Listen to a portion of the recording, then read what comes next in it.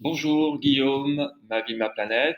On va parler dans cette vidéo et dans plusieurs autres vidéos de l'enquête publique concernant le projet de la promenade des Bains.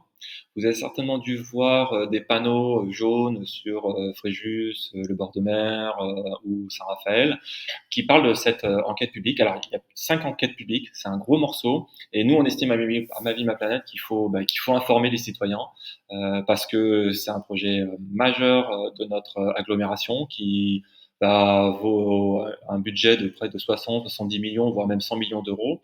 Un projet majeur et on estime qu'on n'a pas eu beaucoup d'informations. En tout cas, l'information est très peu, je dirais, explicitée. On a beaucoup de communication, on a des vidéos, beaucoup de promotions publicitaires, de la publicité, etc. Mais quand on rentre dans le dur, il y a peu véritablement d'informations. Et même quand on a participé donc aux réunions, c'était beaucoup de propagande, beaucoup de promotion. Donc nous, en tant qu'écologistes, on est plutôt contre ce projet.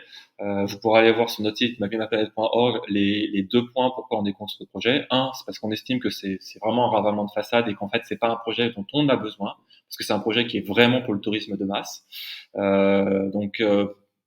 On pense qu'il y a d'autres projets qu'on pourrait mettre en place, les pistes cyclables à l'intérieur, la lutte contre la pollution de l'air, la lutte contre les inondations, etc.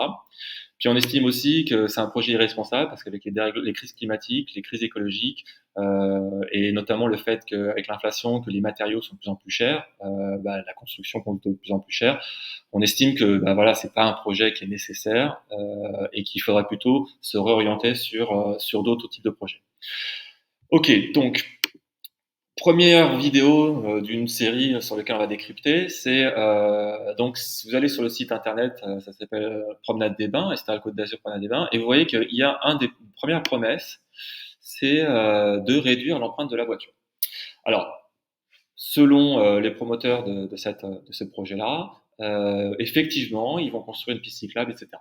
Nous, sur quoi on se base? En fait, on va se baser sur l'avis de la mission régionale de l'environnement, qui, on vous conseille de le lire. Alors, c'est 14 pages. Franchement, si vous avez quelque chose à lire, c'est ces 14 pages-là, qui vont bien décortiquer, qui ont permis de décortiquer, en fait, les promesses des promoteurs de ce projet-là versus ce qu'il y a dans la réalité et ce qui s'explique par rapport à certains arguments. Donc, le principe, c'est que vous avez cette promesse-là. Si vous allez sur l'enquête publique, vous verrez qu'il y a énormément de documents. Et le principal document qui nous intéresse, nous, c'est ce document-là, qui fait 290 pages. Donc, si vous descendez en bas, vous verrez que c'est le dossier technique avec l'étude d'impact, donc qui fait à peu près 290 pages. Donc, je l'ai ouvert là. Et là, je suis allé directement à la page 174 parce que donc il y a différentes thématiques et c'est là où en fait on décrypte les promesses. Donc je retourne sur la page, voilà, cette promenade des mains permettra de réduire l'empreinte de la voiture. C'est ça c'est la promesse. Et si on descend sur la promesse, on voit effectivement, ce qu'ils expliquent. Le projet permettra de réguler et fluidifier le trafic au niveau de la zone d'étude, mais sécuriser les déplacements. Et cet aménagement permettra de réduire les nuisances sonores, olfactives et visuelles liées à la circulation des véhicules. Donc ça c'est la promesse. Donc ils expliquent à peu près partout comment ça va se passer, etc. Et bien sûr, quand on fait ce genre de choses-là, en fait, on fait une étude. Donc ils font une étude d'impact sur la qualité de l'air, sur le nombre de véhicules, le nombre de trafic. Donc ils ont fait des études en disant il y a combien de véhicules qui passent par jour, etc. Donc je vous déroule assez rapidement, mais vous pouvez regarder. Nous, ce qui nous intéresse, c'est de nous focaliser sur un des tableaux, ce tableau-là, voilà, donc, qui est ici. Et en fait, ce que vous voyez là, c'est alors VK, donc c'est les véhicules, le véhicule kilomètre voilà, c'est un indicateur véhicule kilomètre. Donc vous voyez par véhicule personnel, véhicule utilitaire léger, les poids lourds. Et l'idée c'est de comparer les scénarios. Donc la situation actuelle, qui est la situation numéro 0, en 2022, la situation en 2025 sans projet, avec projet, et en 2045 sans projet et avec projet. Ok. Donc l'idée c'est de se dire ok. Donc la situation actuellement, ce qui est ici, c'est qu'il y a environ 112 414 véhicules dans une moyenne journalière annuelle. Voilà, véhicules, moyenne journalière annuelle. Ce qu'ils disent, et donc là c'est bien, ça c'est c'est les promoteurs du projet, hein, c'est Sterile Côte d'Azur d'agglomération. Ce qu'ils disent, c'est que bon, bah, sans projet, en 2025, il y aura à peu près sensiblement le même nombre de véhicules, mais avec projet, bah, en fait, au lieu de 112 414, on aura 111 719. Voilà, donc c'est une petite diminution. Et pareil, et en 2045, ils disent, bah, on passera de 123 000 à 655 à 122 891. Donc, en gros, ce qu'ils disent, c'est que bah, c'est très faible, hein. Ça veut dire que bon, on aura une diminution de 0,6. Donc, la promesse de dire, bah, ça va, alors si je reviens sur le site, hein, elle permettra de réduire l'empreinte de la voiture. Ce que dit eux-mêmes le dossier, c'est qu'en fait, c'est une réduction infinitésimale. Et c'est ce que relève la mission, l'autorité environnementale, dans sa page là. Donc, elle dit donc notamment par rapport à l'accessibilité et la mobilité, bah, elle pointe cet aspect-là en disant bah écoutez c'est un peu étonnant, hein, voilà vous dites que les augmentations que le trafic va diminuer, mais deuxième chose qu'elle dit l'autorité environnementale, c'est qu'en plus vous avez peut-être omis quelque chose dans votre étude, c'est que vous avez omis le fait qu'il y a toutes ces opérations d'aménagement qui sont programmées, hein, vous savez tous par rapport au quartier des Sables, donc il y a et vous le voyez même dans Fréjus Plage, hein. Vous voyez, maintenant, ils détruisent les maisons, et à la place, vous avez d'énormes immeubles qui ont été construits. Et tous ces énormes immeubles, en fait, c'est censé être, bah, on sait qu'il va y avoir plus de véhicules, et on sait que, par exemple, les quartiers des Sables, etc., dans ce qui est prévu, hein, dans les orientations d'aménagement et de programmation d'aménagement, dans tous ces différentes OAP, bah, il va y avoir plus de construction, donc plus de voitures. Donc, ce que dit la autorité environnementale, c'est qu'ils disent, bah, ok, d'accord, vous avez fait vos études au fil de l'eau, vous estimez que bah, le projet de la promenade de bain va réduire de 0,6, moins de 1%, et en plus, vous n'avez pas pris en compte le fait qu'il va y avoir plus d'habitants, donc plus de trafic. Donc, que dit l'autorité bah, de reprendre l'étude de trafic en incluant les augmentations induites par ces réalisations de projets d'habitat collectif prévus par le PLU à proximité.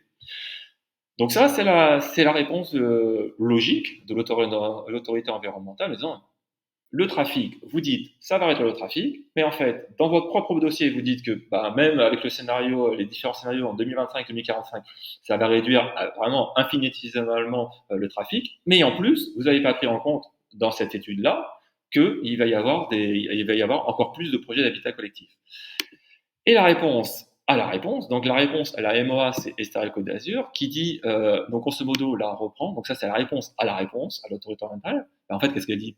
Elle dit, en gros, oui, il y a un PLU qui va être révisé, mais pour l'instant, on ne sait pas trop où est-ce que ça va en être. Et en plus, un truc intéressant, elle dit, oui, mais en plus, ces projets immobiliers, ils vont peut-être générer des déplacements supplémentaires, mais ça sera essentiellement en période hivernale et beaucoup moins en période estivale. Alors, la logique là-dedans, elle est un peu bizarre. Grosso modo, on va construire des immeubles, mais eux, ce qu'ils disent là, c'est que dans ces immeubles-là, en fait, les gens qui vont prendre leur voiture, ça sera plutôt l'hiver et moins l'été. Ce qui est, en fait, on le sait déjà, c'est exactement l'inverse qui se passe. En fait, il y a plus de monde l'été parce qu'il y a plus de résidences secondaires, donc il y aura plus de trafic l'été. Donc, l'argument, il tombe un peu à l'eau. Et puis après ce qu'ils disent, bah, écoutez, oui, il y a peut-être des nombres, des projets immobiliers qui sont prévus, mais grosso modo, il y aura peut-être des parkings qui vont être construits plus tard et en 2030, etc. Et bon, grosso modo, circulaire, il n'y a rien à voir. Donc c'est ça ce qu'on lit ici. C'est que, en fait, si je récapitule, c'est que pour le trafic, la promesse initiale de dire elle réduire l'empreinte de la voiture, eux-mêmes, dans leurs études, Estérel Côte d'Azur dit ouais, ça va réduire un chouïa.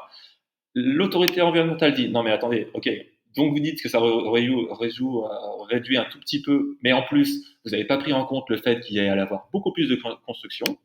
Et ce que dit à la réponse de l'Estérel Côte d'Azur dit bah ouais, mais en fait non, circuler il n'y a rien à voir, on va pas faire plus d'études. Donc clairement, le bilan de cette première vidéo, c'est de dire que bah, sur l'aspect du trafic, ne vous trompez pas, c'est pas pour réduire la place de la voiture, c'est pas pour réduire le trafic immobilier. Dans une autre vidéo, on vous décrira pourquoi le fait que de ne pas réduire le trafic immobilier a un impact sur le bruit, donc les nuisances sonores, et sur la pollution de l'air. Allez, à bientôt et on espère que ça vous intéressera pour cette enquête. Merci, au revoir.